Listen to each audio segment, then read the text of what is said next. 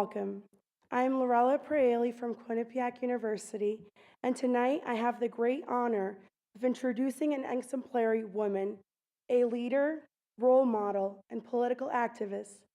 Governor Madeline Kunin is a former three-term Vermont governor and Deputy Secretary of Education under President Bill Clinton. She was born in Switzerland and moved to the United States at the age of 6. Unlike many others, she had the privilege of being ambassador to her native land. Governor Kunin is also the author of Living a Political Life and is currently a Marsh Scholar at Large at the University of Vermont. She is a unique individual and admirable leader, a writer whose most recent work, Pearls, Politics, and Power, inspires and empowers women to lead, to achieve their full potential, and make a lasting difference. Occasionally, she enjoys canoeing with her husband, Professor Hennessy, who is also with us tonight. Please join me in welcoming Governor Madeline Kunin.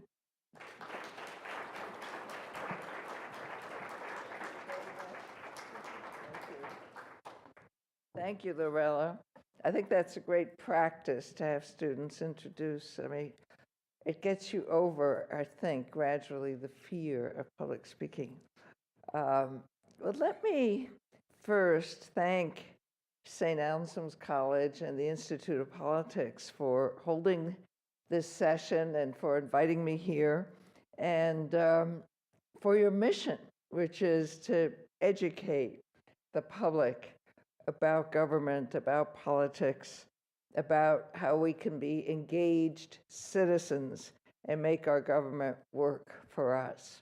And especially for this Leadership Institute, because it is so important for especially young women to have this kind of experience and to realize what you might become, to explore your own potential, and then get some skills along the way in how to fulfill that potential.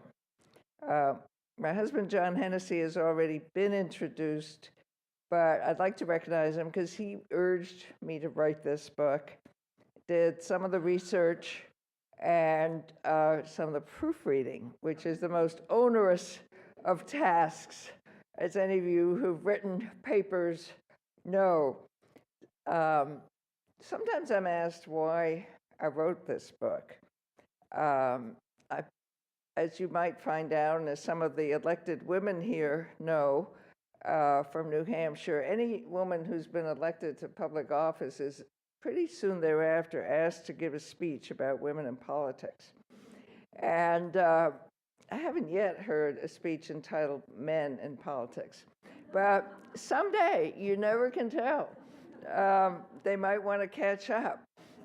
But in the meantime, I'd been teaching also a seminar, first at St. Michael's College and then at the University of Vermont, where I now am, on women, politics, and leadership. And I made two observations about my students. One is that politics was kind of mysterious to them. It was kind of swathed in a mystique. You know, how do you get into it? Why get into it? And can you achieve something there if you do? The other thing I discovered was that there was very little knowledge about what had preceded their generation in terms of the women's movement, going back to Abigail Adams. So interspersed in this book, I have some excerpts from women who really fomented the revolution that we are all now the beneficiaries of. But I also wanted to tell these stories, not only in my own voice, but in the voices of other women, to make it more contemporary. And I think we learn through stories. You know, statistics are interesting, studies are interesting, and they're all important, but you can't picture yourself in a new role unless you actually have a pretty specific idea of what it's like.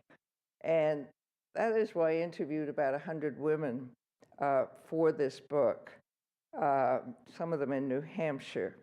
And it is their stories that I tell. But let me just give you the theme of the book by reading you an excerpt of the introduction. It is time for a call to action for new political leadership to emerge from the women of America. The stories of the women in this book, and thousands of others like them who hold elective and appointive offices all over America, are making a difference. Others work for change in their communities as volunteers, as activists. The problem is that they are too few. We need their voices as grandmothers and mothers, wives and widows, daughters and sisters to be heard in the political debate about the future of our country. The debate may be raucous, the process complex, and the rewards not assured, but we cannot stay out of it. Each woman's experience changes the nature and content of the conversation. Politics, as Hillary Clinton said, is not for the faint of heart. She said that to me last June. But politics is where the decisions are made that determine whether our children will go to war, whether our parents will live in security, and whether Earth itself will continue as we know it. We have been bystanders to history for too long. We have no more excuses. We are educated, we care, and we are ready to enter the arena. Now, times have changed since I was first elected governor of Vermont in 1984. When I walked into the executive office the morning after the election, I scanned the row of somber male governors' portraits with names like Ebenezer and Erastus. They stared down at me as if to say, "What are you doing here?" Now, when 9-year-old Melissa Campbell visited the Vermont State House in 2006 and came upon my portrait, she exclaimed, "Finally, a woman. It's about time."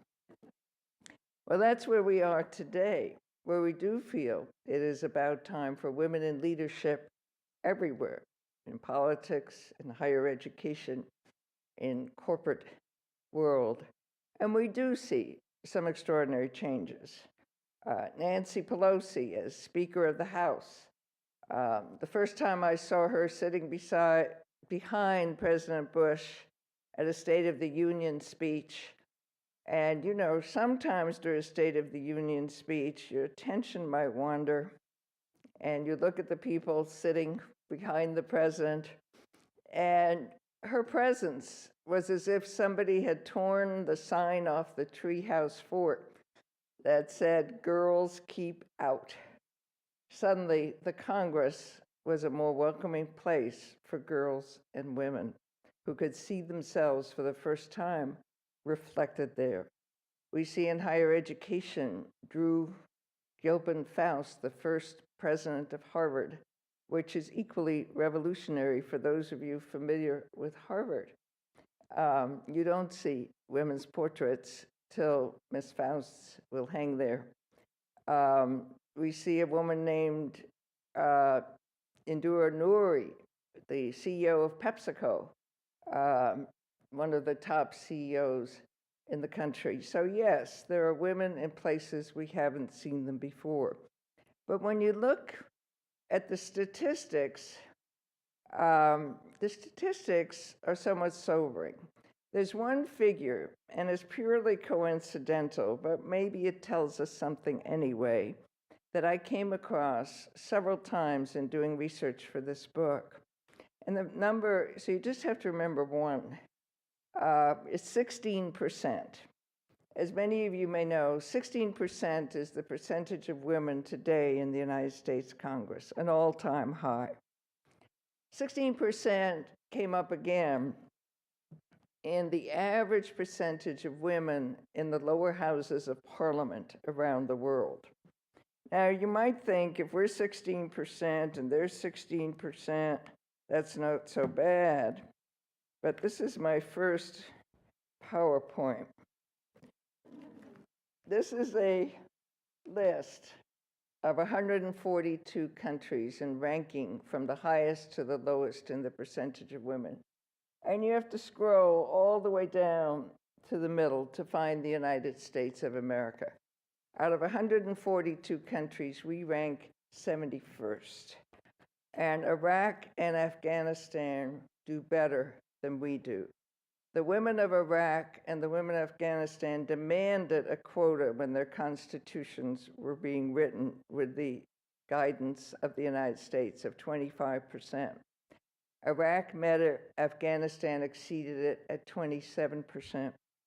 And we must remember that these are countries where you risk your life when you serve in public life, particularly as a woman in Muslim countries. So you have to ask, Latin America is ahead of North America. Argentina leads the pack at 40%. So what is going on in these countries that is not happening in the United States? Well, the figure came up a third time when I looked at the figures in corporate America. There's an organization that some of you may be familiar with called Catalyst. And Catalyst recruits women for corporate boards and CEO positions and top leadership positions. And talking to Eileen Lang, she said the percentage of women in these top corporate positions is 16%. And that is despite the fact that women have made up about 50% of middle management positions for about 15 years. So you have to ask, what is keeping women from going higher? Some would say they don't want to go there, they want to stay home with their babies. Some may, but it's a very small percentage, both who can afford to and a small percentage who actually want to. So we have to ask some questions. And then just the other day, there was a little piece in the New York Times, I think it was the day before yesterday, that said 16% is the average pay disparity between men and women around the world. That women earn 16% less than men. So I know it's a strange convergence of figures, but there may be some relationship even between the pay disparity and the participation of women in political and corporate and educational life. So how do we change those figures? Well, I explore some of the obstacles, and you know many of them: the money, the loss of privacy, the vulnerability. But there are some other things. In this book, as I go back to the mystery my students felt, and some of you may feel, how do you become a politician? I write in this chapter, lawyers go to law school, doctors go to medical school, accountants study accounting, beauticians go to beauty school, and realtors take a test. How do you become a politician? What is the right preparation?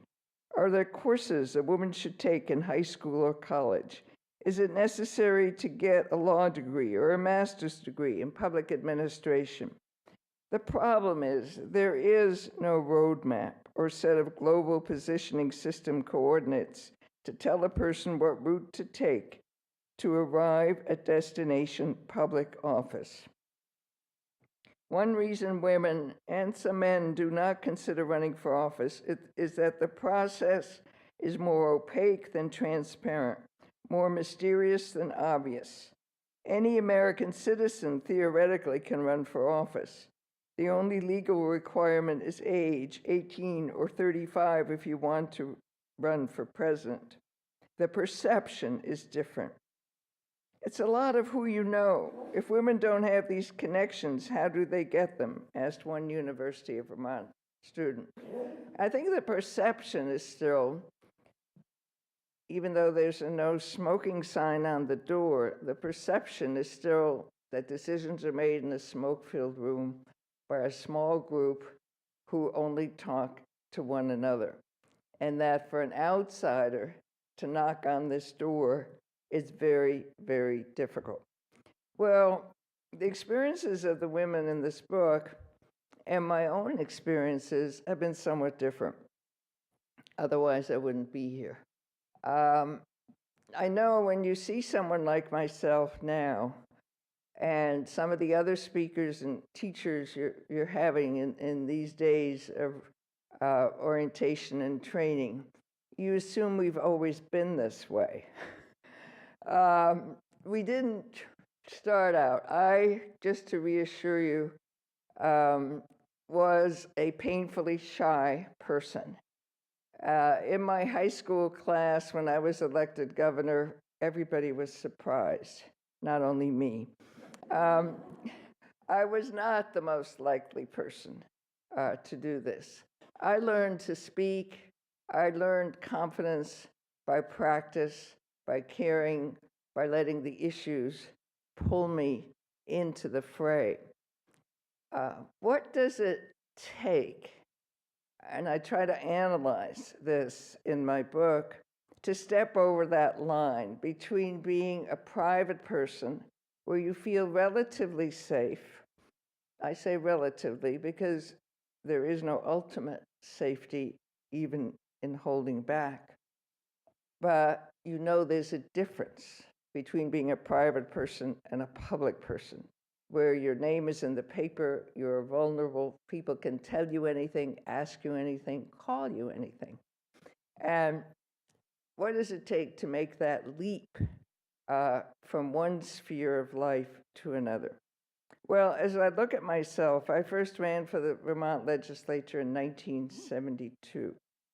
And in that period, there were two, what we now call revolutions. One was the environmental movement. And the environmental movement somehow grabbed me. I remember the first Earth Day. There was a new law in Vermont helping to regulate large-scale development. People wanted to repeal it. I wanted to be there to protect it and defend it. And that was one impetus for running for office. The other was the women's movement. And the women's movement affected me in two ways. One, it gave me an issue. Some of you may have heard of the ERA, the Equal Rights Amendment. It's been on the agenda ever since women got the right to vote in 1920. Vermont was about to take it up. I had lobbied for Vermont to ratify the ERA, and I thought instead of knocking on the door from the outside, why not sit at the table and vote on the inside? Now, the women's movement also affected me in a personal way, my sense of timing. I had 4 young children. I had thought, I'm not going to step back out into the world until much later when my kids are grown up. I always knew I would step back out, but I didn't know when and how. So the women's movement gave women of my generation permission. You can do it now. It also gave me a group of women, friends, and supporters who said, go for it. You can do this. And that was very important because men still have a more automatic support system because they see themselves reflected in the halls of power, not only in the portraits on the walls, but because of all the buddies that are there and say, welcome to the club. Women still have to, at least in 72, this is changing now, have to form more of a club in order to say, you're doing something that is considered normal behavior, which running for office in the 70s was not always true. So those two movements were important. But then I think back as I try to peel off another layer of the onion that my childhood actually had something to do with it. I didn't realize this at the time. It's only upon later reflection.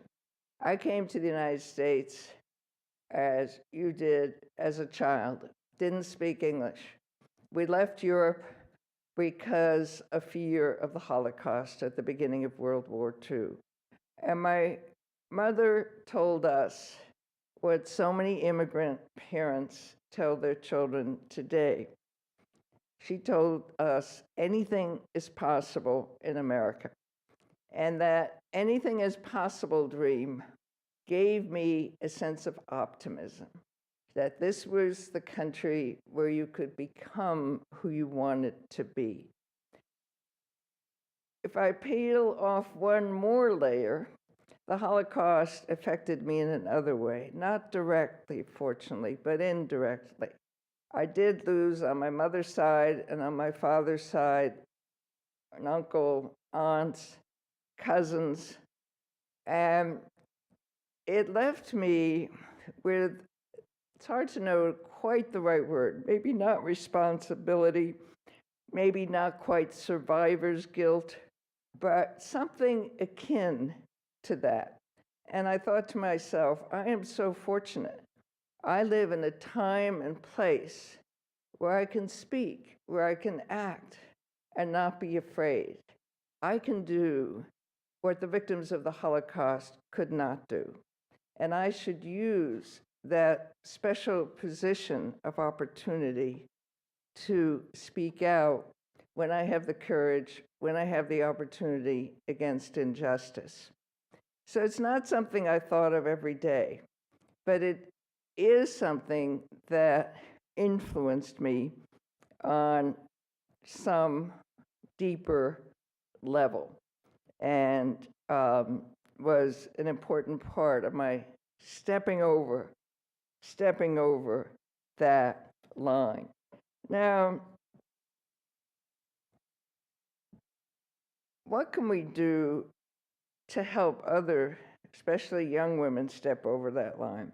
But let me, before I explore that, go back to the question in a broader sense of what does it take to be engaged, not just in running for office, but to speak out in your community, to take a leadership role in whatever form or level you're comfortable with. Well, I'll give you my other PowerPoint, and it consists of 3 boxes. And if you can envision those boxes with me. The first box contains anger. I think you have to have a level of anger in order to become active.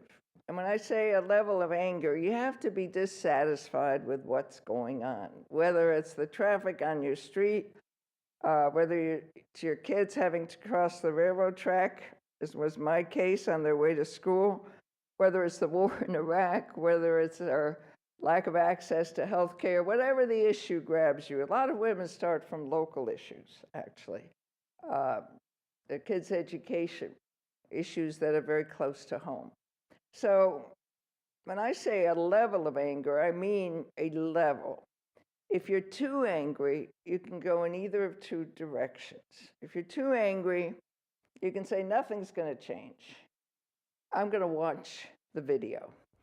I'm not going to get engaged and be a participant. Wake me up in 20 years and let me know if anything's happened. We used to call that apathy. If you're too angry, you could go in the opposite direction. You could say, burn the place down. We got to start from scratch. Nothing works.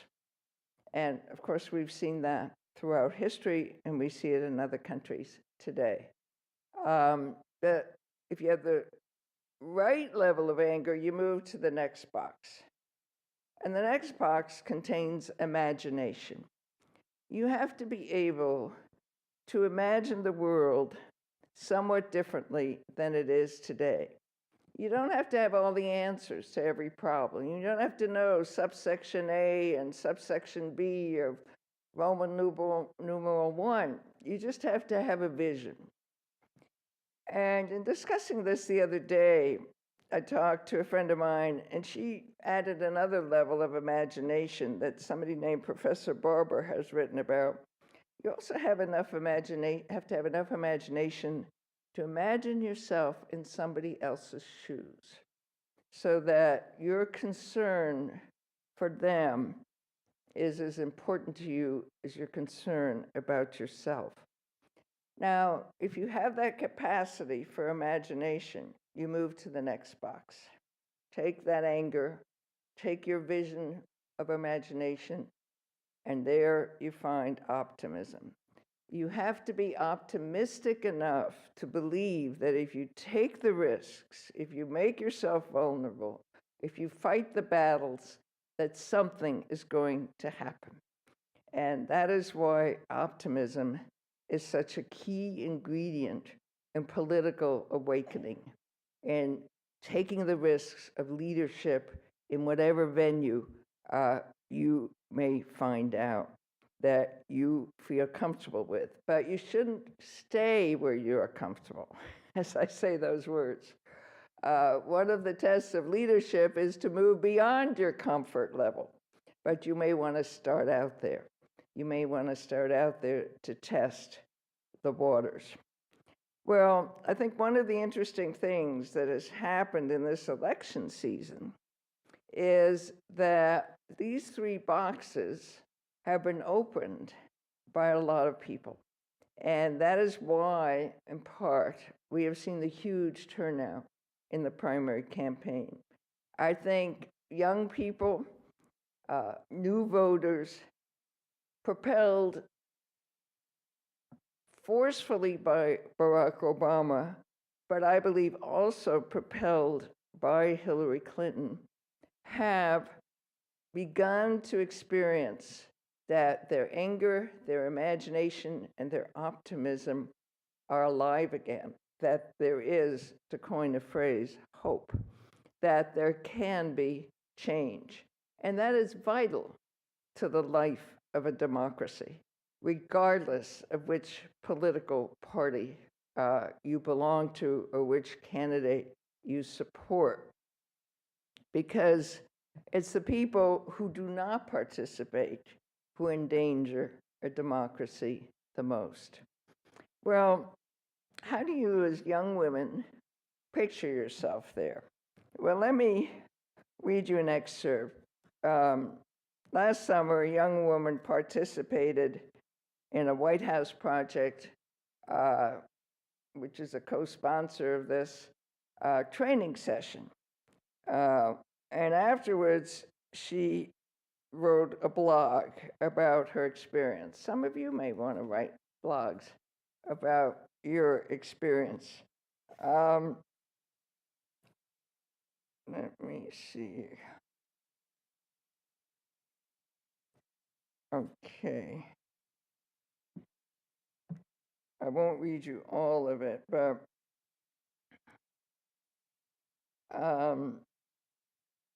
she talks a little bit about,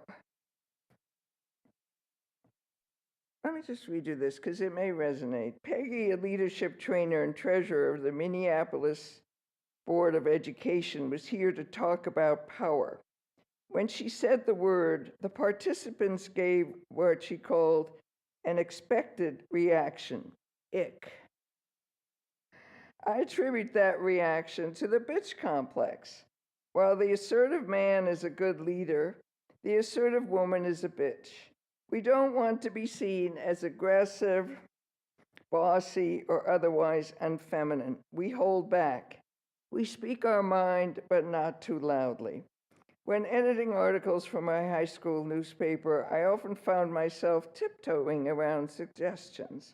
I quoted criticism with a sugar tone and prefaced my critique with, "This could be really stupid, but I knew I wasn't stupid." And it was frustrating that I didn't trust myself. Throughout the weekend, other women shared similar stories.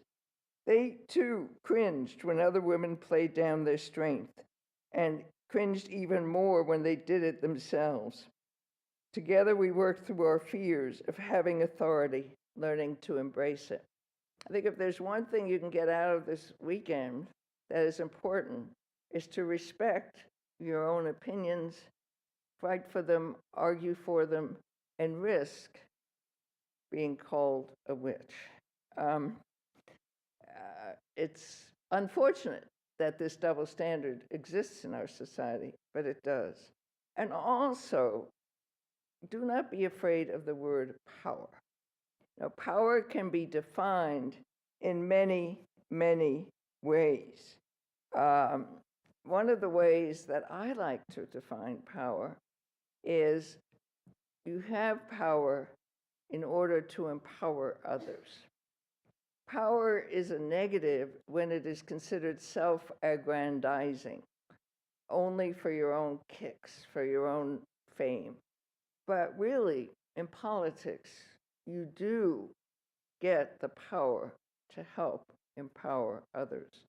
And as I look back on my political career, that is probably the biggest thrill I ever experienced. Now, she goes on, the word politician connotes, besides corruption and such, a square-chinned, gray-headed, slick-parted white man in a suit. And that's more or less who's elected president. Girls of my generation, I'm 17, are told they can be whatever they want. But that message is not enough. Why can't politicians look and act like normal people? Well, they can. The women I've met this weekend are proof. Well, we at the White House Project knew that. It's another thing entirely for voters to feel confident that the woman who looks like their next door neighbor, who jogs in the morning, who loves horror movies, spills coffee, organizes clothing drive, schleps her kids to soccer practice, and orders takeout, is responsible, intelligent, and driven enough to represent them. Changing the face of political leadership is, to me, what is the most important mission. We need to shift our perception of what a leader looks like. And that is, again, the essence of how to get women involved in politics. Now, studies have also shown, experience has shown, that women more than men need to be asked to run. You know, I talked to a young woman who's president of Girl State. You have Girl State in New Hampshire as well. And she said, well, you know, if I come on too strong, people will think I'm stuck up. I'll lose my friends. So the fear of putting yourself forward and saying, hey, I'm good enough to run for office and to ask you to vote for me is a pretty strong statement for anybody. But it seems to be, despite Title IX in sports, despite the fact that 56% of undergraduates today are female, despite the fact that mothers and fathers tell their daughters, you can do anything, there's still some holding back. There's still some holding back in the kind of obvious confidence that it takes to promote yourself for a leadership position. And it does take self-promotion. You can't just wait and expect things to happen without you taking the initiative. I'm reminded of when I was in high school, which was a different high school than today. And we had dances, and the girls would stand on one side of the gym. That doesn't happen today, right? No. And the boys stand on the other side of the gym, and you wait to be asked to dance. And nobody would walk across the gym to ask a boy to dance. Well, today with text messaging, all that has changed. Plus, of course, your attitudes have changed, but they have to change more. So the White House Project, the Women's Campaign Forum have initiated campaigns to ask women to run. And that is why this leadership training is here. We are reaching out to you to recognize your own potential for leadership. But in addition to that, sometimes women need a different kind of help than men. I spoke at a conference on women in politics in the Berkshires after I finished this book, and I met a young woman named Tricia. And she was had just been elected to the Pittsfield, Massachusetts City Council. And the way she described the city council, it was dysfunctional. People were disgusted because the city council didn't pay any attention to the issues people cared about: the education of their kids, the economy, safety. They watched on cable TV city council meetings like they would Saturday Night Live. It was entertainment. So they said, we got to do something. So they formed an organization. About 3 women started out, called WHEN.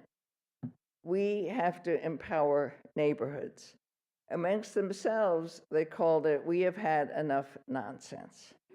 So they called, they spoke to Trish and said, we'd like you to run. She said, I can't. I've got 3 kids. I've got a part-time job. I can't fit this into my life. I'd be happy to help. Well, they came back and said, we still want you to run, and we're going to help you. So this is the kind of help they gave her. One is they decided they would provide home-cooked meals to her family twice a week for the duration of the campaign. The next thing they said was, we're going to drive your kids wherever they need to go. Soccer, Little League, piano, you name it.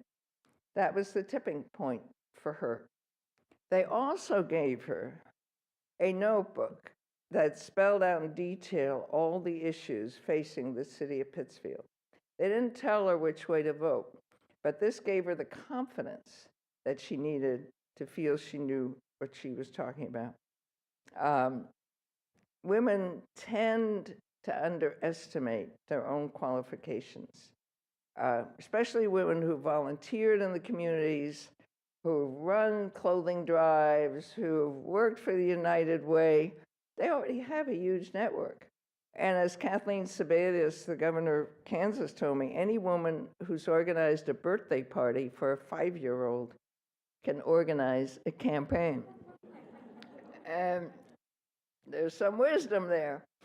And so that was the tipping point for her, was the kind of specific help she received. They also did the usual things and ended up being an army of 250 women. They walked door to door with her. They did everything, and she won. And in fact, every incumbent was tossed out, not only the candidates they supported, because they did energize the neighborhood to believing they could change the political system. So if you ever wonder whether this country can change, whether your neighborhood can change, just try to think back a year ago or a year and a half ago. Would you have believed that an African American would be the Democratic nominee for president? Would you have believed that a woman would come so close to getting the nomination? So this country has changed to a degree that few of us would have ever expected. I do have to add, of course, we do have a Republican candidate who is more traditional, but also is in the race. I know you're nonpartisan, so I want to pay my dues. But what's amazing is how quickly that has happened. Doesn't mean race and gender have disappeared. Both are still there, and in fairly complex ways. The most gross part of racism and sexism are no longer politically correct, though some of the misogyny in the Clinton campaign makes you pause about that. But we've come a long way that we've gotten this far. So change is possible, optimism is possible. But let me just get to the last point of this. As we discuss women in politics, the fair question is to ask why. Would it make any difference? Why all the fuss, other than from the principle of pure democracy? We should have a government that looks like the people of this country. we should have more Hispanics, we should have more African Americans, we should have more lower middle income people.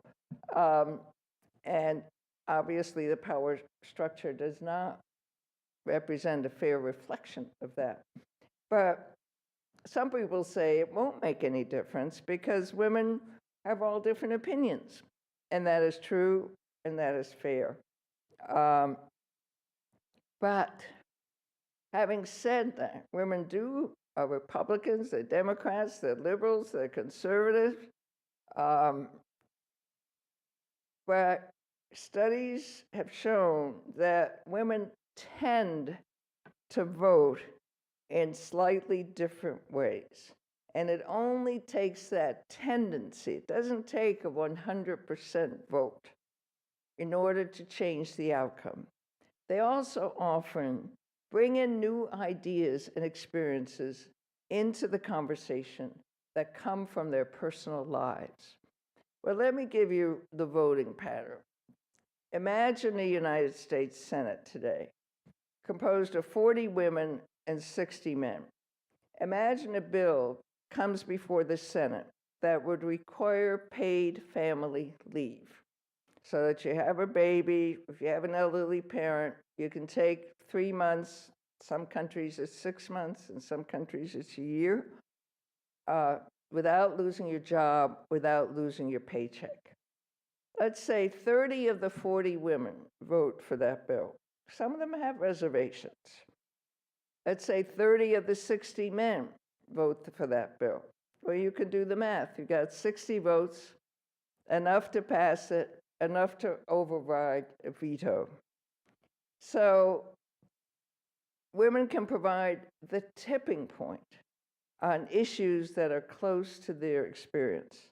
And I feel confidently that if we had more women in the Congress today, women and men could have overridden the president's veto on expanding children's health care. So it isn't as if women are only interested in these issues, but these are the gut issues: education, healthcare, the environment, women's issues. There were no laws on the books about family violence. Violence was considered a family private issue, not a question of law and police enforcement, till women brought these issues up in state legislatures and in the Congress. Why? Because still there's a difference. Any woman knows that when you walk into the parking lot at night looking for your car, that your fear is visceral. And while men may sympathize with that, they cannot feel it with that same intensity that comes from personal experience. And intensity in politics does matter. I got a small vignette of that when I was lieutenant governor, and I was presiding over the Senate. And there was a bill that came up regarding the 6-inch trout. Now, the members of the Fish and Wildlife Committee were passionate about passing this bill. And I can't to this day remember whether it meant you had to throw the 6-inch trout back or whether you could keep it. But they fought tooth and nail for the 6-inch trout. They refused to suspend the rules. They held up the whole session. It was near the end of the session. And lo and behold, they got their bill. Well, a group of women were observing this. And the budget for the Commission on Women had been cut. An annual ritual in Vermont. I don't know if it happens in New Hampshire. But the women said, we're going to organize. We're going to refuse to suspend the rules till we get our budget restored. When they did that, the men were aghast. How could they play such dirty politics? I mean, to make a long story short, they got their budget restored. So those who fight most intensely, most persistently for the issues they care about have a better chance of winning. They don't always win, but they often win. So that is why politics is competitive, we know, about getting elected. But politics is also competitive about what gets on the agenda and where it gets on the agenda. And I know people like The former Speaker of the New Hampshire legislature knows that better than anybody. And global warming, where is it on the agenda today? It's an asterisk. Last week, the United States Senate got only 48 votes for a bill, may not have been perfect, but the first bill to actually address global warming. Why aren't there more? Is there more intensity about that? Because the people there do not reflect accurately, not just women, but the overall representation does not reflect the will of many Americans. Now, the role of lobbyists, of course, is another factor. But let me read you one excerpt. Well, let me just point to the Supreme Court. You know, in the Supreme Court, we have one woman today, Ruth Bader Ginsburg. We had one woman, and for a short time, two women, Sandra Day O'Connor. When Sandra Day O'Connor retired, she got many accolades. And one of the observations that was made was she saw the law in practical terms, how it applied to people's lives, not only in theory. Well, there was a recent court decision that speaks to one of the difficult issues of our time. It's called Ledbetter versus Goodyear Tire Company. Lily Ledbetter was a supervisor in the Goodyear Tire Company. She worked there for 20 years. After 20 years, somebody wrote her a letter and informed her that she had made much less money than the men who had the same job. So she sued. She won. Goodyear appealed to the United States Supreme Court. The court ruled 5-4 against her. And the reason they did was that she did not file the suit within 180 days of experiencing discrimination. This is part of what Ruth Bader Ginsburg wrote.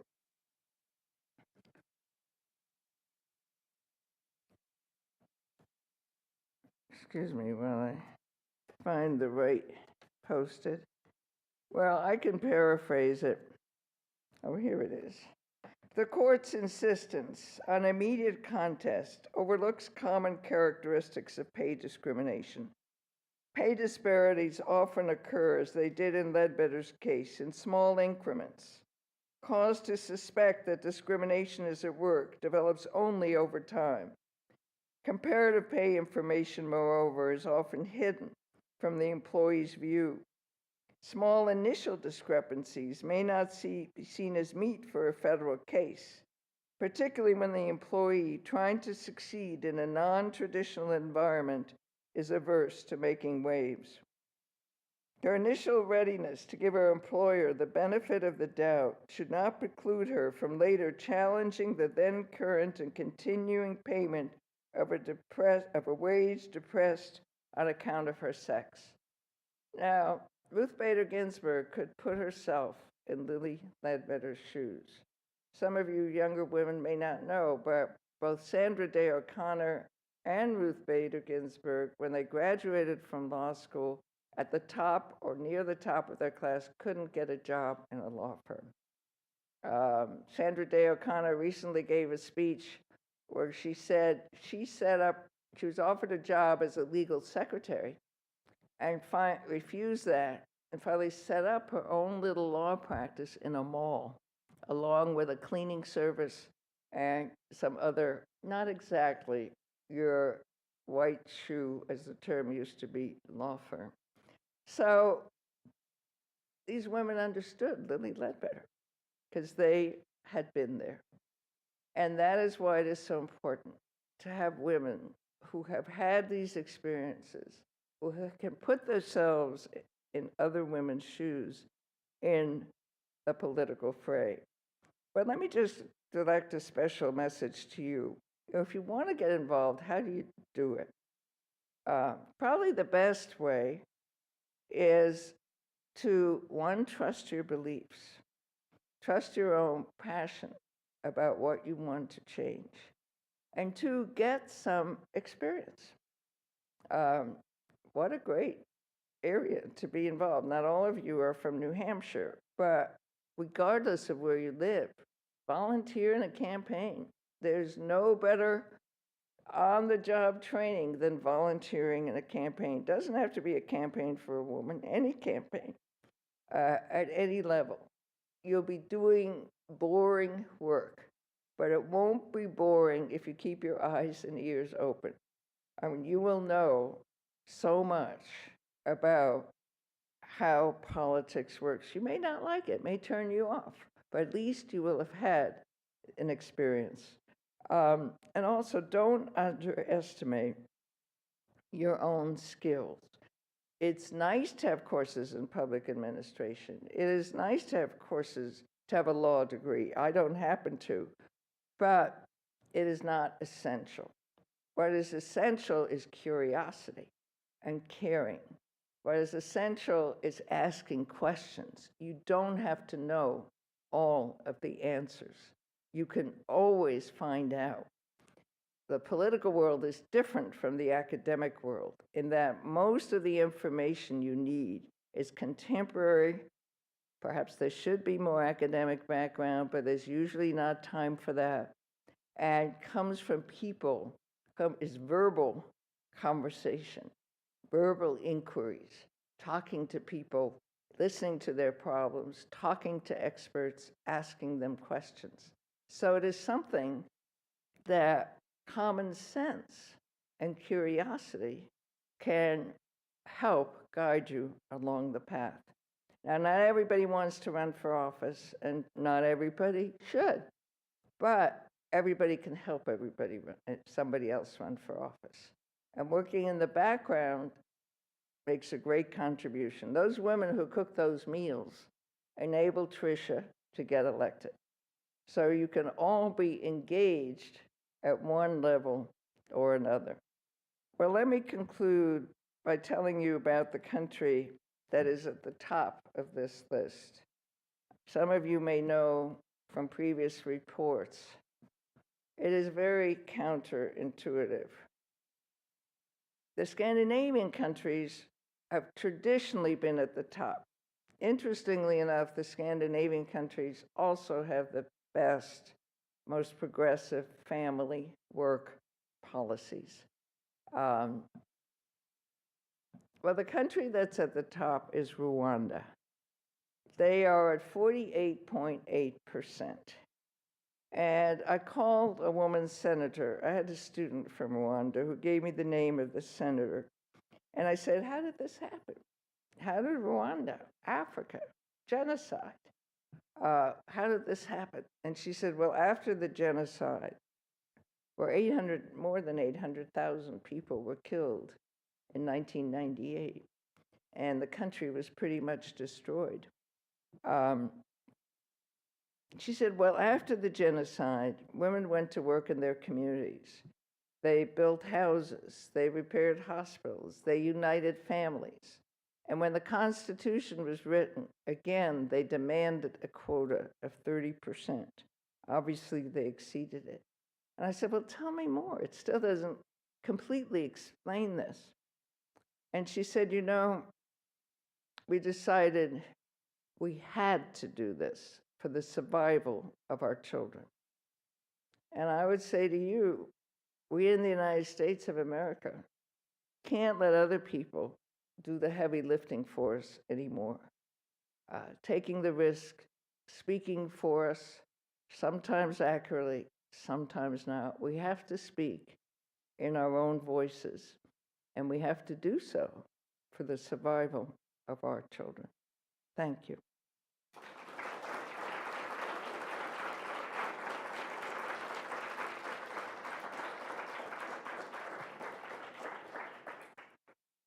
Be happy to take questions. I think it's clear enough. I could probably hear you. Unless you need the mic for the recording. Any questions, comments?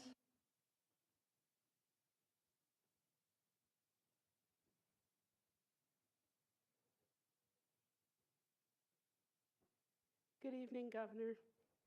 Is it on? Yep. Good. New Hampshire is a state with same-day registration, and I am a temporary floating deputy registrar on Election Day in Manchester. Wow. And I'm worried by a Supreme Court decision recently that seems to me to make the election process adversarial. And you're nodding, so you know the one I mean. I think we at the local level have to act to keep our election process open. And even if the Supreme Court says jurisdictions can require photo ID and birth certificate and 6 other things, we can say, but we don't have to, and we won't. I think you bring up a very important issue. And I wish Vermont had same-day registration. We don't. And I wish every state had that. You know, one of the first issues when I was a freshman legislator was what the cutoff period should be to get on the checklist. And Republicans traditionally wanted it to be a long period, and Democrats wanted it to be a short period. So this battle is looming again with the accusation of voter fraud, despite the fact there have been very few cases of voter fraud in most states. So it is clearly an attempt to keep certain constituencies away from the polls. And it will be very difficult and very expensive for some people to get that identification who don't have a driver's license, who don't have a citizenship paper. So I think a grassroots effort, as you suggest, would help. But I talked to somebody the other day who's trying to raise money to help people get those IDs. It's too bad that we have to do that, but I think we have to address it in some way so people aren't disenfranchised. And your question reminds me of something I meant to say because it's a good, happy statistic. Vermont ranks first amongst the states in the percentage of women in the legislature. New Hampshire is a very close second. And it's interesting why, you can analyze why that is. One is it's part-time citizen legislature, much easier for women to combine politics and family life. Two, you have even smaller districts, of course, than we do, but doesn't cost a lot of money to run. It also doesn't pay. Vermont pays well compared to New Hampshire, but it isn't a living wage. But then you think again, New Hampshire's had 2 women speakers. We both have had women governors. So it's not a big deal for a woman to get elected to the legislature in New Hampshire. Nobody says, can a woman do this? As they do either openly or silently when they think of a woman running for president. Now in South Carolina, they may ask that question because in South Carolina, 8.8% of the legislature is female. So we have a huge disparity. So one of the things that can change, and has changed politics in our states, is we just see so many women, and my theory, it's not sophisticated political theory, but it's the more you see, the more you get. You see Terry Norelli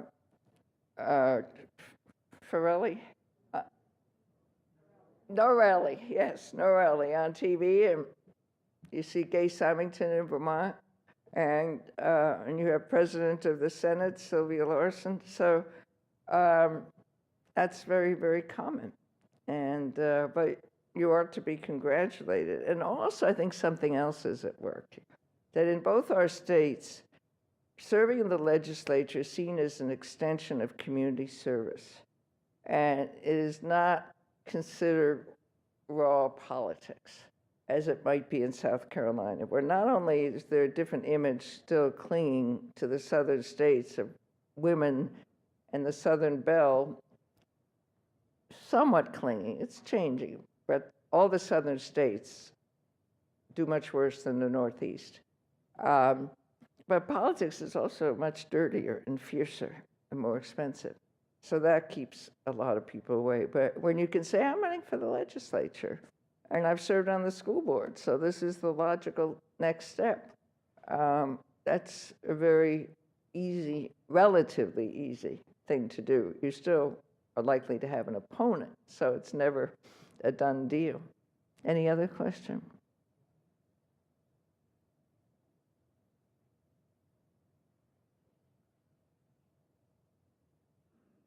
Hi, Governor. I'm Katie Freitas. I'm here at the leadership thing. I'm from Stonehill College in Massachusetts. And I was wondering what you thought about, in the Democratic Party, there are rules that in congressional elections that elected officials must be somewhat representative of districts, and there are no rules like that in the Republican Party. I was just wondering what you were thinking about quotas as an idea, whether it's a good idea or not so much. Which rules specifically? You're talking about the conventions?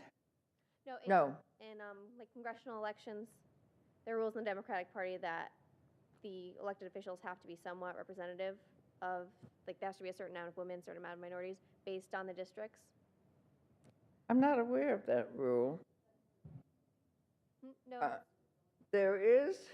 there's a rule. I know There is a rule. Okay, you know more than I do. You're more up to date. But in general, I think it's a good idea. But I don't know how you can totally enforce it. The only place, and this may not be what you're talking about exactly, but the only place where the United States has a quota, and very few people know we actually have it, is in the delegation to the Democratic Convention. The delegates, this was a reform in 1982, I believe, or 78, it may have been 78, that the delegates have to represent the population. So basically, there's a 50-50 rule of men and women.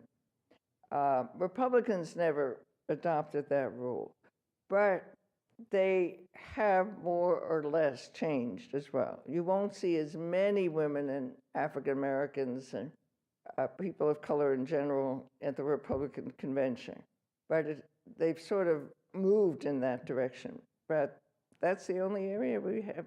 When we had our add-on delegates the other day in Vermont, there was strong emphasis on, well, first of all, the male-female was strictly enforced, and then there was minority African-American also brought up.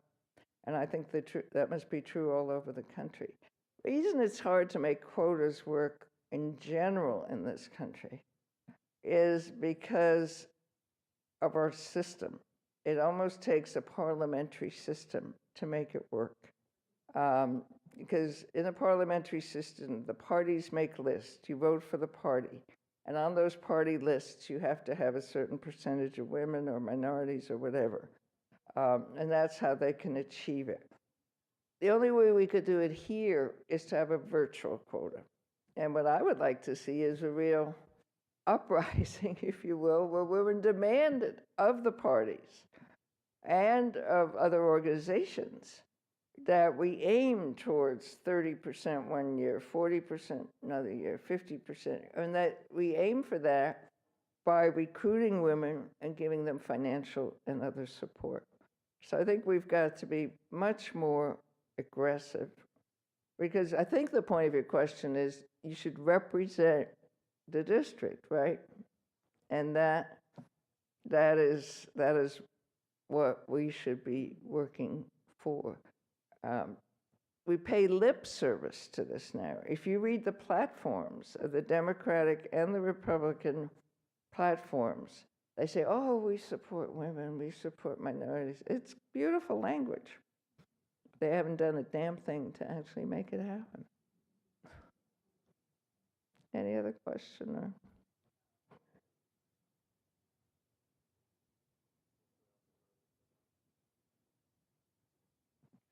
Hi, Governor. I deliver pizza part-time while I am in college, and so an obvious concern of mine is the current gas prices in the United States. And the other day when I was watching the news, I learned about the drill here, drill now kind of campaign that's starting to rise up in Congress. But I also have numerous environmental concerns about that plan, as much as the immediate relief might be nice. I was wondering if there were any methods that you thought the country could employ that wouldn't involve the destruction of our land. Well, it's a very important question. And, the gut reaction is drill more. And it's just very short-sighted. It's just not going to be the answer. Even if you do get a few more million gallons of oil, it's not the answer.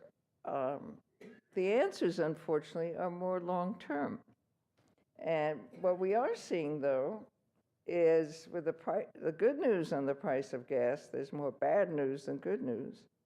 But the good news is people's behavior is beginning to change. This morning on NPR, they were saying about a 28% increase in public transportation in one city, 27% there. So people are beginning to carpool. It's very hard to sell an SUV. I'm showing off now driving a Prius for 3 years, but I'm very glad I have it. But of course, not everybody can afford to do that. So that is another problem. I don't know how people are coping right now with the price of gas and when their jobs depend, as they do in rural states like New Hampshire and Vermont, on driving. There are very few, if any, alternatives. So I think the hardest part is to get politicians to think beyond the next election cycle. But I think more public pressure. People have supported a carbon tax. Some people have. Well, we virtually have a carbon tax now. And it's a much higher carbon tax than any politician would have dared to enact. But it didn't happen because of congressional action. It happened because of Saudi Arabia and everything else. So we still, the environmental issues, the energy issues are both global and local. Individual behavior is not to be diminished. It does play a role. And, changing the light bulb, carpooling, trying to be green, some of it is phony and fashionable, but a lot of it is real. And I think we just have to change the way we make our decisions and our choices. But it's not going to solve it overnight. So I hope, for your sake, that the prices go down. I mean, nobody thought gas would be over $4 a gallon. I mean, and sometimes I'm amazed people aren't marching in the streets. They can't take their cars to the places to march. I guess, whatever you do individually does actually make a difference. But that can't do it alone. You also have to pressure the system to make the sweeping changes.